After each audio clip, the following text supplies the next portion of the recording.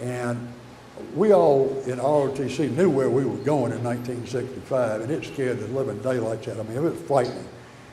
But it was very, very realistic. As realistic as you can get with something like that without actually using,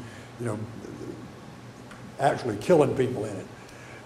I remember years later, I got to be sort of acquainted with the friends of one of the actors in it, old Jack Warden, big old red-headed guy, played Sergeant Welch. And he told me that was the most physically demanding movie that he had ever been in his life.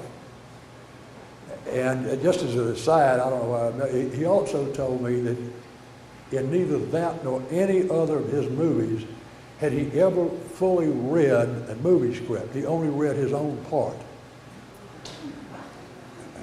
You can take that home for what it's worth, because he's a good actor.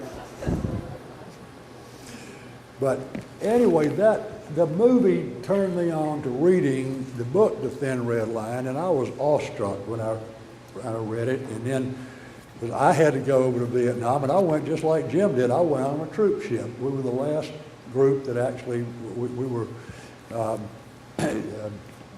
went over to 5th or the 7th Cavalry, and the rest of, years later, they just sent replacements by airplane, but we went over on this troop ship and got in a typhoon and all that. But that's when I had a chance to read From Here to Eternity, which took the entire 30 days of the trip. And it gave me a far greater understanding of the military, and because I was an officer. And I know Jim hated officers, so he said, it wasn't really true. But the problem with being an officer, and Jim's books made me realize this, is that there's something to understand about the enlisted people who are under you, besides that they ought to just be doing what you want them to do.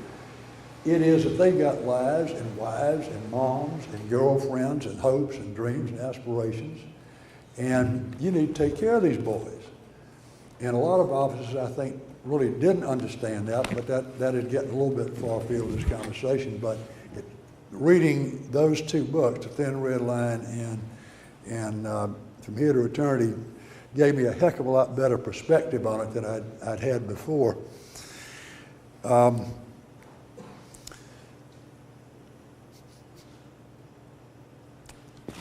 Now, how I actually got to meet Jim was actually three things. After I got back from Vietnam, I went to work for the Washington Star, which is a newspaper in Washington, as opposed to the Washington Post, which was a propaganda organ in Washington. And so I worked there for 8 years, but I'd always wanted to write a book about Vietnam, but just never knew how to go about it or anything. Well, it turns out, starting in the early 70s, three things happened that changed my fate there. The first was that my marriage went to hell, and the second was that I met this guy, Adam Shaw, who was a reporter for the Post, who came down to the courthouse one day to replace Carl Bernstein. And unlike most of the Washington Post reporters, he was a nice guy.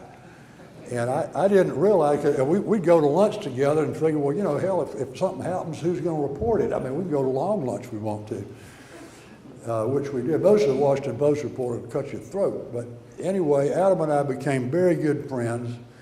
And I had no idea who his father was. Of course, his father was Irwin Shaw, who wrote The Young Lions, and he was a very close friend of Jim Jones. But I always thought Adam's father for months had been in the Foreign Service or something, because he said he grew up in France and went to school in Switzerland and so on. But the third thing that happened during that period that cast me in the writing direction was Watergate itself, a big scandal, because I was the guy that blew it for the Washington Star, which I'll get to briefly down the road.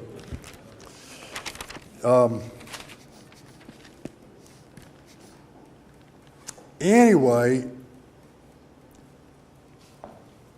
when Adam took me up there Adam had quit his job at the Post to go write a book. And I ultimately left the Washington Star. said I was going to do the same thing. And Adam was living at a place that his daddy Irwin had rented right near the Joneses there in Sagaponack in the Hamptons.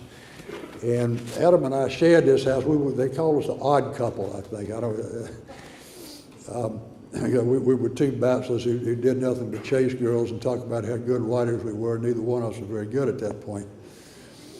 But you know, when I look back on those days, there was a little old place in town called Bobby Band's, which is a hamburger joint. It was a great joint, a great saloon. But you look back at the people who went in and out of there, and we had lunch with every day, and it's absolutely breathtaking. And most of them are gone now, but I had to sit there and make a list when I was looking this up. I mean, you had, of course, Willie Morris, who was the king of the place, and Joseph Heller, who wrote Catch-22, and Truman Capote, Peter Matheson, Betty Comden and Adolph Green, who was a great songwriter, wrote Singing in the Rain and On to Town. John Knowles, who wrote a separate piece. Bill Styron and Norman Mailer would come over from the other side of the bay there sometime, the Sound, Long Island Sound. Bud Schulberg would come in. I mean, it was a really literary place, and yet nobody went around and talked about literature. We just had a good time and got to know them, and I couldn't believe they were as nice as they could be to me, because I hadn't done a doggone thing in my life but worked for a newspaper, which didn't count for shit, and with me included. But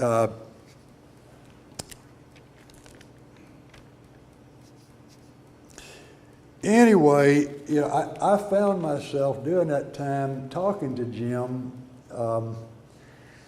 I had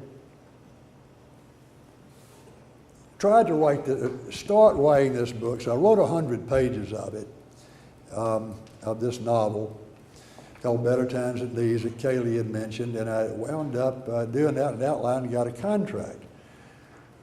And just before the contract came through, I told Jim, I said, well, I sent this prospectus in with some pages. He said, you sure that's what you want to do? And I said, yeah. He said, well, good.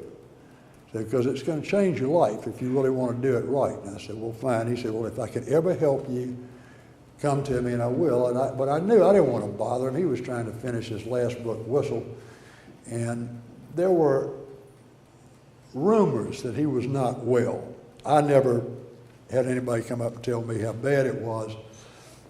I'm not sure if anybody quite knew how bad it was at this time. This would have been 75. Maybe the end of 75 toward the beginning of 76. But Jim didn't look bad at that point that I remember. But I did. I took him up on it a few times. And I remember I'd call him, and only when I had a problem that I couldn't solve. Not that it was a problem of plot, something like that. It was some technical problem. And I said, I'm just balled up and it's not going from here to there, because newspaper writing is one thing and fiction writing is something else. Got to run smooth. And so I'd go over there and we'd sit around the kitchen table, or we'd go up. He had a great office in the attic on the 3rd or 4th floor of that place there. Looked out all the potato fields, and he had built a little bed by the window there where he could rest when he was tired. Had these big pieces of plywood where he worked. Would spread out all of his papers. And his old typewriter he had up there. Weren't any computers in those days. But we'd sit around and hash it out. Normally these things would take 30 minutes to an hour and nothing else. And he would give me little hints. He'd say, well, look, why don't you try this? Try having that character thinking what the other character might be thinking of him. Maybe that'll get you out of his pickle, because he said, right now, you got too many words in here trying to explain it. And what you need to do is back yourself out of this alley and get started on the right track again. Well, that made a lot of sense. And in that regard, Jim helped me a heck of a lot. And he never got to read the whole book. I regret that. I dedicated it to him.